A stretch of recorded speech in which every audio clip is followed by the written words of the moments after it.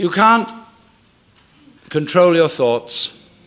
You can't control your feelings, because there is no controller. You are your thoughts and your feelings. And they're running along, running along, running along. Just sit and watch them. Here they go. You're still breathing, aren't you? Still growing your hair? Still seeing and hearing? Are you doing that? I mean, is breathing something that you do? Do you see? I mean, do you organize the operations of your eyes? Know exactly how to work those rods and cones in the retina? Do you do that? It's a happening. It happens. So you can feel all this happening. Your breathing is happening. Your thinking is happening. Your feeling is happening. Your hearing, your seeing. The clouds are happening across the sky. The sky is happening blue. The sun is happening shining. There it is. All this happening. And may I introduce you? This is yourself.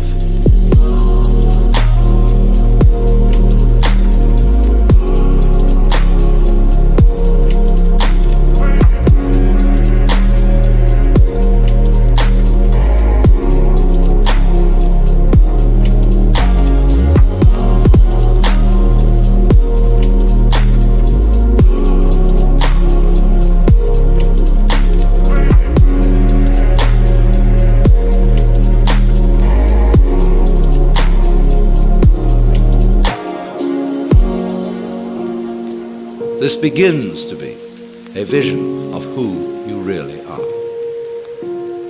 And that's the way you function. You function by happening, that is to say, by spontaneous occurrence. And this is not a state of affairs that you should realize. I cannot possibly preach it to you, because the minute you start thinking, I should understand that, this is this stupid notion again of I should bring it about, when there is no you to bring it about. See, that's why I'm not preaching. You can only preach to egos. All I can do is to talk about what is. It amuses me to talk about what is because it's wonderful. I love it, and therefore I like to talk. If I get paid for it, then I make my living. And sensible people get paid for doing what they enjoy doing.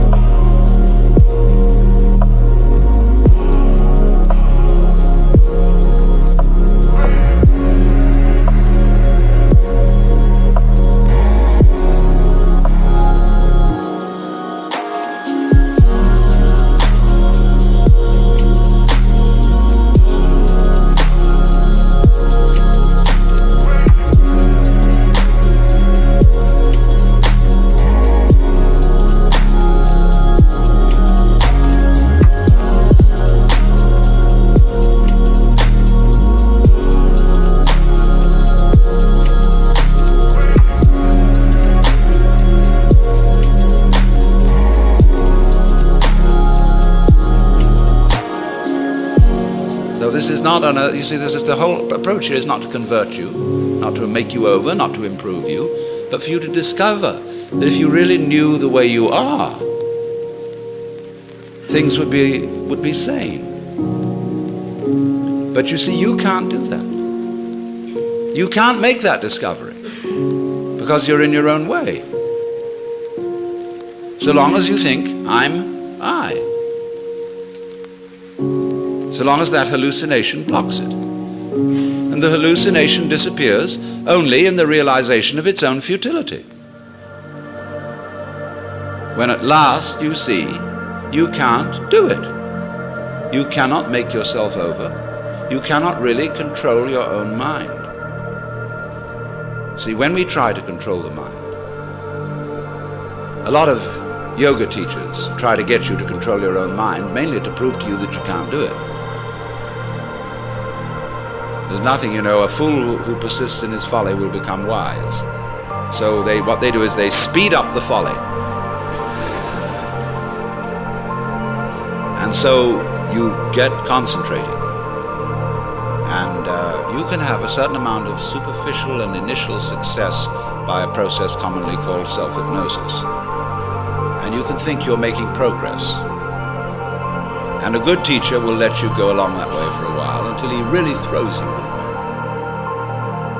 Why are you concentrating?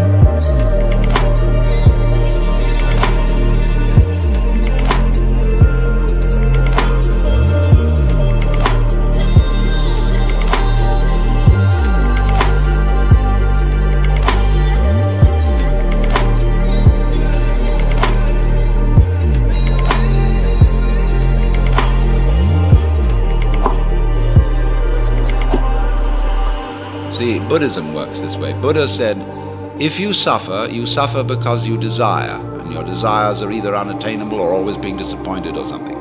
So cut out desire. So those disciples went away and they stamped on desire, jumped on desire, cut the throat of desire, and threw out desire. But then they came back and Buddha said, but you are still desiring not to desire. They wondered how to get rid of that. So when you see that that's nonsense, there naturally comes over you a quietness. In seeing that you cannot control your mind, you realize there is no control. What you took to be the thinker of thoughts is just one of the thoughts. What you took to be the feeler of the feelings, which was that chronic muscular strain, is just one of the feelings. What you took to be the experiencer of experience is just part of the experience.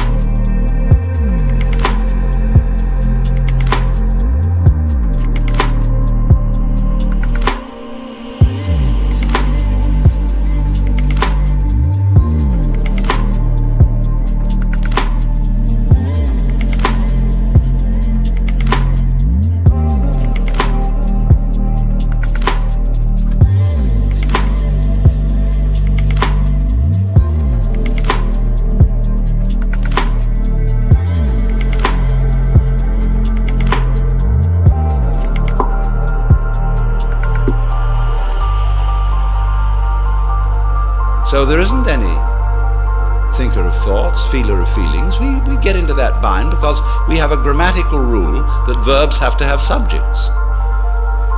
And the funny thing about that is that verbs are processes and subjects are nouns, which are supposed to be things. How does a noun start a verb? How does a thing put a process into action? Obviously it can't. But we always insist that there is this subject called the knower. And without a knower, there can't be knowing. Well, that's just a grammatical rule. It isn't a rule of nature.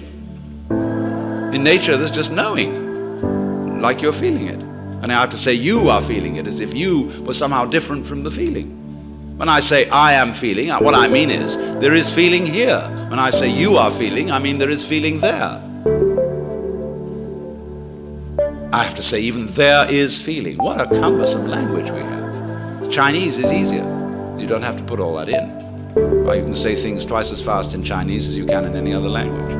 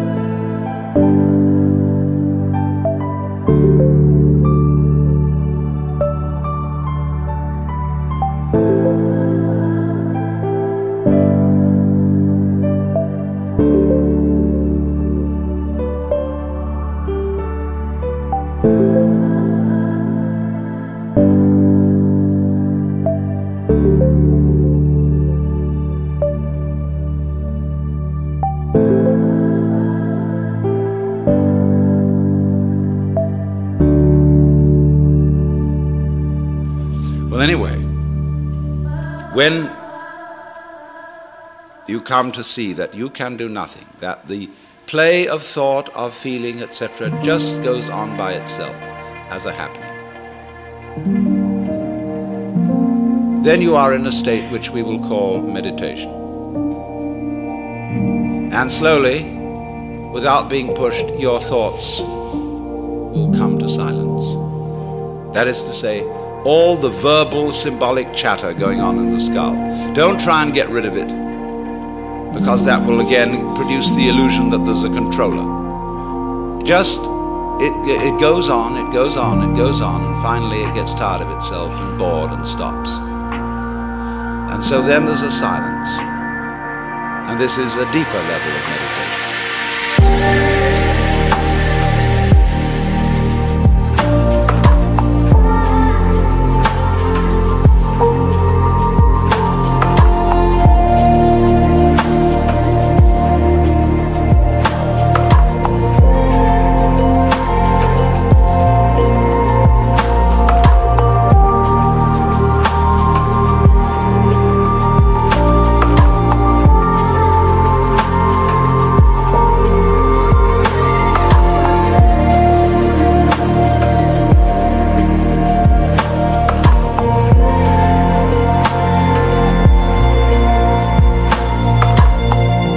In that silence, you suddenly begin to see the world as it is. And you don't see any past, and you don't see any future. You don't see any difference between yourself and the rest of it. That's just an idea. You can't put your hand on the difference between myself and you. You know, you can't blow it, you can't bounce it, you can't pull it. It's just an idea. You can't find any material body, because material body is an idea. So is spiritual body. This is somebody's philosophical notions. See, reality isn't material. That's an idea. Reality isn't spiritual. That's an idea. Reality is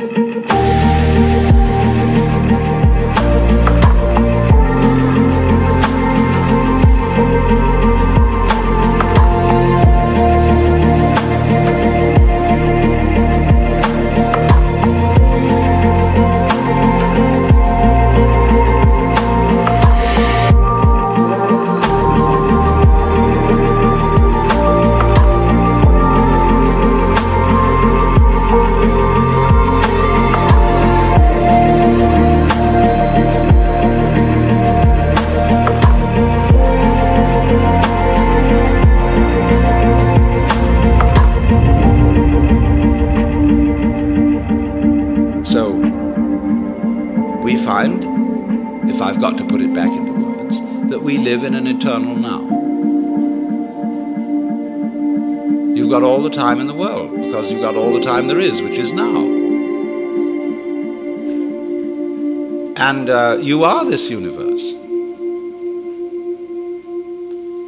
And you feel this strange feeling when ideas don't define the differences. You feel that other people's doings are your doings. And that makes it very difficult to blame other people. If you're not sophisticated theologically, you may, of course, run screaming in the streets and say that you're God.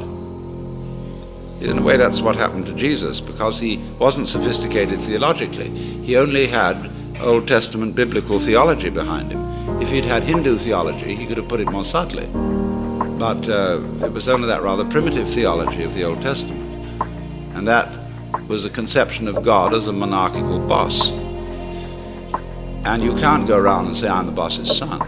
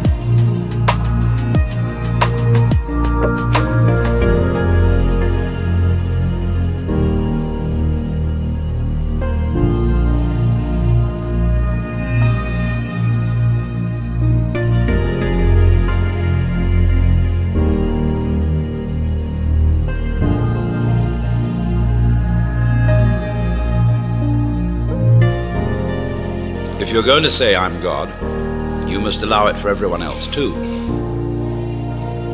But this was a heretical idea from the point of view of Hebrew theology. So what they did with Jesus was they pedestalized him. That means kicked him upstairs so that he wouldn't be able to influence anyone else. And only you may be God. And that stopped the gospel cold right at the beginning. It couldn't spread. Well, anyway, this is therefore to say that the transformation of human consciousness through meditation is frustrated so long as we think of it in terms of something that I myself can bring about by some kind of wangle, by some sort of gimmick. Because you see, that leads to endless games of spiritual one-upmanship and of guru competitions, of my guru is more effective than your guru, my yoga's faster than your yoga, I'm more aware of myself than you are, I'm humbler than you are, I'm sorrier for my sins than you are, I love you more than you love me. This interminable goings-on about which people fight and wonder whether they are a little bit more evolved than somebody else and so on. All that can just fall away.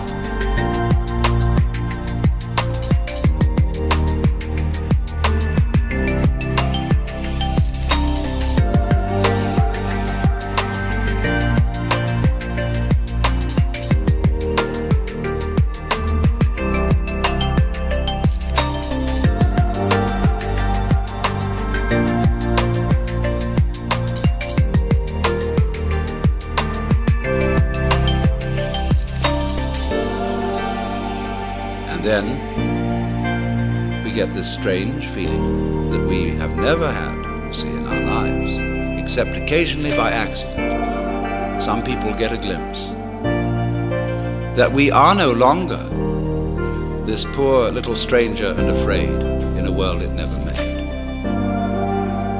but that you are this universe and you are creating it at every moment.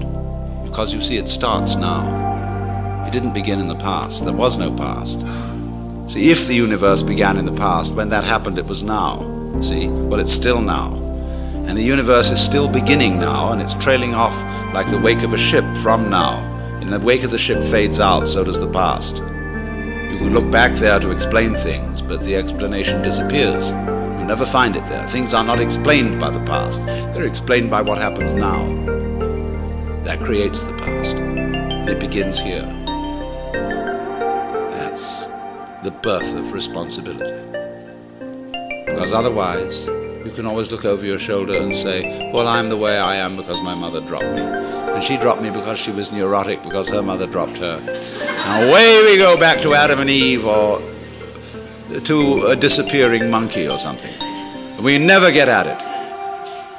But in this way, you're faced with it, you're doing all this. And that's an extraordinary shock. So, cheer up. You can't blame anyone else for the kind of world you're in.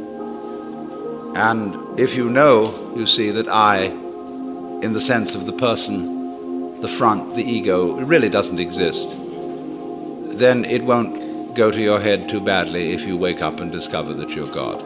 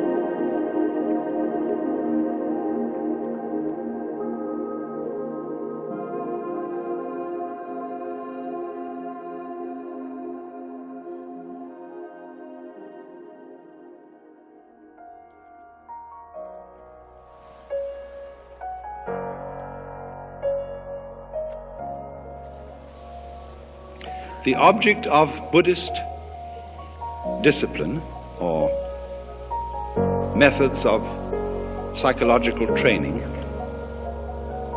is, as it were, to bring about a state of affairs in which the individual feels himself to be everything that there is, the whole cosmos, focused, expressing itself here.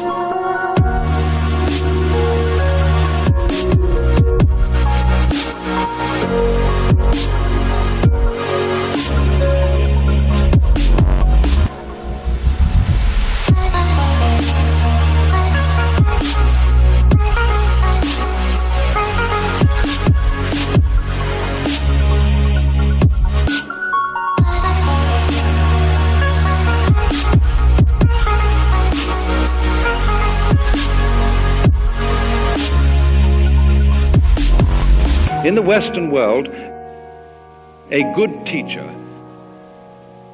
is regarded as someone who makes the subject matter easy for the student, a person who explains things cleverly and clearly. So you can take a course in mathematics without tears. In the Oriental world, they have an almost exactly opposite conception. And that is that a good teacher is a person who makes you find out something for yourself. In other words, learn to swim by throwing the baby into the water.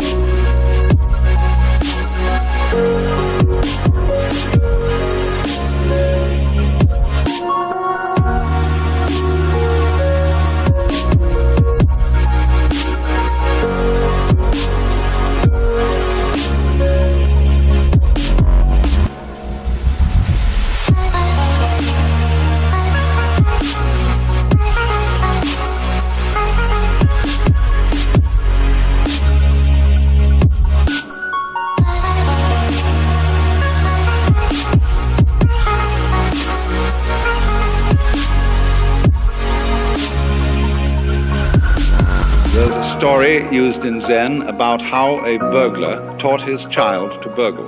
He took him one night on a burgling expedition and locked him up in a chest in the house that he was burgling and left him. And the poor little boy was all alone, locked up in the chest, and he began to think, how on earth am I going to get out? So he suddenly called out, "Fire! Fire!" And everybody began running all over the place, and they heard this shriek coming in from inside the chest, and they unlocked it, and he rushed out and shot out into the garden. Everybody was in hot pursuit, calling out, "Thief, thief!" And he went by a well, and he picked up a rock and dropped it in the well. And everybody thought, the poor fellow has jumped into the well and committed suicide. And he got away. He got home, and his father said, "Congratulations, you have learned the art." And surely the reason that we all would be seekers is that we feel some disquiet about ourselves. Many of us want to get rid of ourselves. We can't stand ourselves. And so we watch television and go to the movies and read mystery stories and join churches in order to forget ourselves, in order to merge with something greater than ourselves.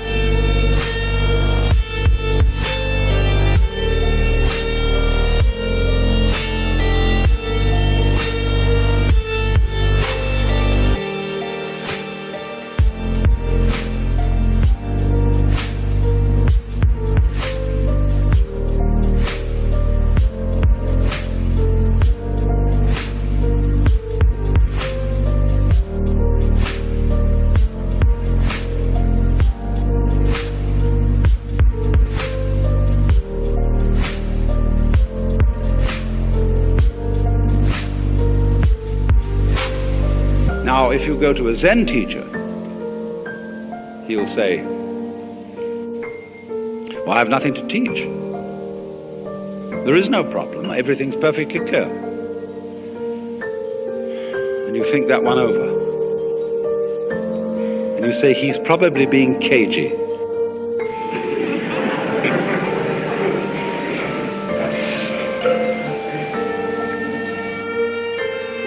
He's testing me out to see if I really want to be his student.